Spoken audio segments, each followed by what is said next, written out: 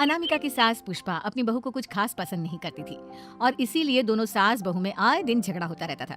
सास बहू के झगड़े के चक्कर में अनामिका के पति मोहित की जिंदगी मुश्किल में पड़ गई थी।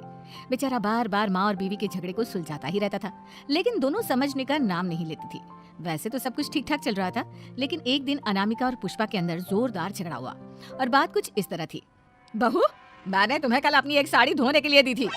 हाँ मम्मी जी, वो साड़ी धोकर मैंने आपकी अलमारी में रख दी है। उसी की बात कर रही हूँ मैं। जरा देख तो, इस साड़ी को देखकर किसी भी तरह से लगता है ये धुली हुई है। अरे मम्मी जी, मैंने आपकी साड़ी वॉशिंग मशीन में अच्छे से धोकर सुखाकर आपकी अलमारी में तह बनाकर रखी थी। आपके तो नखरे खत्म ही नहीं होते। अरे कैसे बात कर रही है मुझसे? मेरे नखरे? अरे मोहित, जरा ये देख तो, ये साड़ी धुली हुई लग रही है क्या? अरे मम्मी, जब अनामिका कह रही है कि उसने साड़ी धोई थी तो मान लो ना। हर बात पर झगड़ा करना जरूरी है क्या? क्या है ना मोहित, तुम्हारी माँ को तो मेरे हर काम में नुस्ख निकालने की आदत पड़ गई है। जब तक दो चार खरी खोटी सुना नहीं लेती ना, इनका दिन नहीं निकलता। अरे चुप कर, बहू होकर मुझे जवाब देती हो। एक तो गंदे कपड़े उठाकर अलमारी में रख दिए, ऊपर से कैंची की तरह कचर कचर बोली जा रही हो। अरे मम्मी जी, आपको समझ में नहीं आता क्या? मैंने साड़ी धो कर रखी थी, ध कर रखी थी, तो फिर इतनी गंदी क्यों लग रही है? अब मुझे क्या पता मम्मी जी, आप इस पर इस तरह तेल और घी की चिकनाई के दाग लगाकर लाएंगी तो ये मेरी जिम्मेदारी थोड़ी ना है। अरे तो हाथ से धोना चाहिए था ना। मैं आपकी बहू हूँ, नौकरानी नहीं जो एक कपड़ा रगड़ रगड़ कर हाथ से धो दूंगी। आपको पहननी है तो पहनिए, नहीं तो रख दीजिए। तुझे तो मैं अच्छी तरह बताऊंगी, मुझे जवाब देती है। एक दिन सुबह के वक्त, अरे अनामिका, मेरी व्हाइट शर्ट कहाँ है? आज ऑफिस में बहुत बड़ा प्रेजेंटेशन है और मुझे वो व्हाइट शर्ट पहनकर जाना है। मुझे पता है, आपने मुझे 2 दिन पहले ही बता दिया था और आपकी शर्ट मैंने धोकर अच्छी तरह आयरन करके अलमारी में लगा दी है। जाइए वहां से ले लीजिए। अनामिका, ये तुमने क्या किया? ये देखो, शर्ट पर लिपस्टिक का दाग लगा हुआ है और ये तो एक जगह से जल भी गई है। नहीं नहीं मोहित, ऐसा नहीं हो सकता। मैंने तो तुम्हारी शर्ट ठीक से इस्त्री करके अलमारी में लगाई थी। तो फिर ये जल कैसे गई अपने आप? अलमारी में लटके लटके थोड़ी ना जल जाएगी। पर मोहित, मुझे अच्छी तरह याद है। देखो, अपनी गलती को छुपाने की कोशिश मत करो, और अगर शर्ट जल भी गई थी तो तुम्हें पहले बताना चाहिए था ना। मैं नई शर्ट लेकर आ जाता। अब ऐन वक्त पर शर्ट कहाँ से लेकर आऊं? मेरा इतना इंपॉर्टेंट प्रेजेंटेशन था, सब खराब हो जाएगा। अरे बेटा, क्यों परेशान होता है? ये देख, मैंने तेरे लिए पहले से ही एक नई व्हाइट शर्ट लाकर रखी है। लेकिन मम्मी, आप मेरे लिए व्हाइट शर्ट क्यों लेकर आई? अरे मुझे पता था तेरा प्रेजेंटेशन होने वाला है, और अपनी इस बहू पर तो मुझे बिल्कुल भी भरोसा नहीं। क्या पता मेरी साड़ी की तरह तेरी शर्ट भी गंदी करके रख देती, और देख वही हुआ ना। बेटा, सारी टेंशन छोड़ और ये नई शर्ट पहन कर जा। थैंक यू मम्मी, आज तो आपने बचा लिया मुझे। कुछ दिनों के बाद, अरे अनामिका, जानती हो ऑफिस में मेरा जो दोस्त है ना अमर, आज उसका बर्थडे है और उसे तुम्हारे हाथ का चॉकलेट केक बहुत पसंद है। थोड़ा सा बनाकर टिफिन में रख दो ना प्लीज।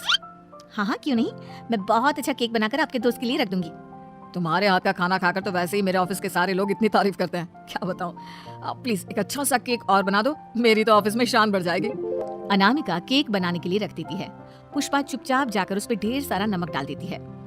देख अमर, तेरी भाभी ने तेरे लिए चॉकलेट केक बनाकर भेजा है, तुझे बहुत पसंद है ना?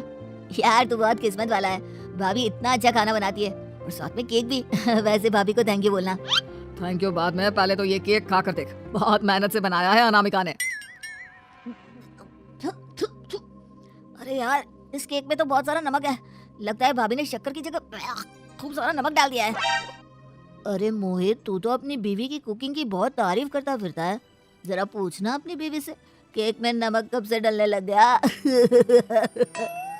क्या यार, तुझे भी मेरा ही जन्मदिन मिला था बिगाड़ने के लिए?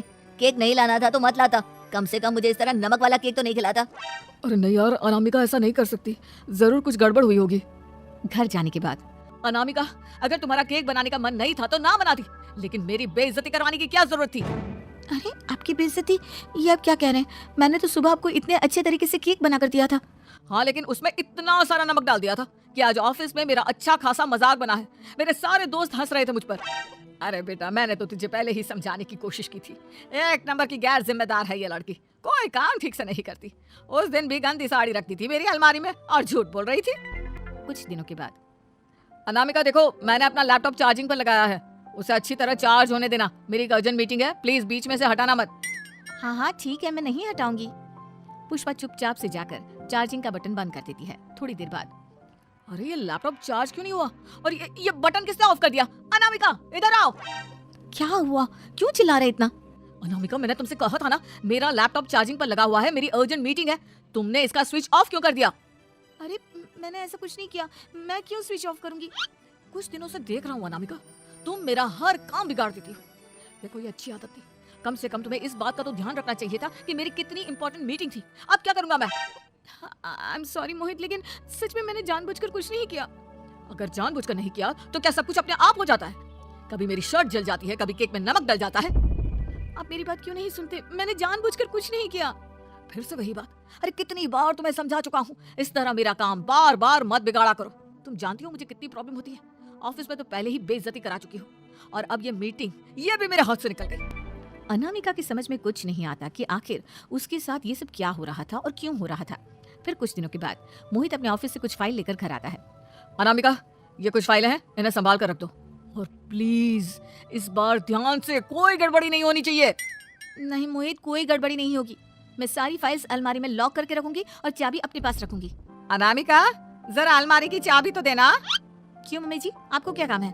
उसमें मोहित की जरूरी फाइल रखी है, और मैं नहीं चाहती कि इस बार कोई भी गड़बड़ हो। पता नहीं कुछ दिनों से हर काम खराब हो जाता है। अरे मुझे उसमें से पैसे निकालने हैं, और उसके बाद ले लेना अपनी चाबी। मैं खा नहीं जाऊंगी तुम्हारे पति की फाइल। अनामिका को अपनी सास पर शक होता है। चाबी देने के बाद वो चुपचाप छुपकर अपनी सास की हरकत देखती है। ये फाइलें उठाकर डस्टबिन में डाल देती हूँ, फिर देखना कैसे मोहित इसकी खबर लेगा। इस बार तो छोड़ेगा नहीं इसे। वैसे भी पहले मैंने जो कुछ भी किया है उसकी वजह से अच्छी खासी डांट पड़ी है, मजा आ जाएगा। अच्छा तो ये बात है, सारा काम मम्मी जी बिगाड़ देती है, वो भी इसलिए क्योंकि मेरा उनसे झगड़ा हो गया है। सास के जाने के बाद अनामिका मोहित को बुलाकर लाती है। क्या हुआ अनामिका, क्या दिखाना है? ये देखिए, आपकी फाइल डस्टबिन में पड़ी हुई है। इसीलिए तो कहा था संभाल कर रखना, और तुमने उठाकर ये फाइल डस्टबिन में डाल दी। मैंने नहीं, तुम्हारी मम्मी ने डाली है, मुझसे बदला लेने के लिए, ताकि तुम मुझे डांटो। और अगर मैंने डाली होती तो मैं तुम्हें दिखाने के लिए बुलाकर तो नहीं लाती ना। सही कह रही हो, मैं अभी मम्मी से जाकर बात करता हूँ। थोड़ी देर बाद, मम्मी सच सच बताइए, मेरी फाइल अलमारी में से निकाल कर डस्टबिन में आपने डाली थी ना? अरे अपनी माँ पर इल्जाम लगाता है, शर्म नहीं आती तुझे? मैं इल्जाम नहीं लगा रहा हूँ मम्मी, जो सच है वही पूछ रहा हूँ। अब जल्दी से बताइए आपने ऐसा क्यों किया? अरे तो क्या करती, तेरी बीवी मुझसे झगड़ा करती है, उल्टे सीधे जवाब देती है, मुझे उससे बदला लेना था। अरे मम्मी, लेकिन आप दोनों के झगड़े के चक्कर में मेरा कितना नुकसान हुआ है, ये कभी सोचा आपने? मम्मी जी, अगर आपका बदला पूरा हो गया हो तो आइंदा ऐसी कोई हरकत मत करना, क्योंकि अब आपकी सच्चाई हमारे सामने आ चुकी है। यह तो वक्त ही बताएगा मैं क्या करूंगी और क्या नहीं। मम्मी जी, कहा ना आप ऐसा कुछ नहीं करेंगी। अरे मेरी जो मर्जी आएगी वो मैं करूंगी। मेरा सर घूम रहा है, सास बहू के झगड़े में मेरी जिंदगी का तो कचरा हो गया है, कचरा।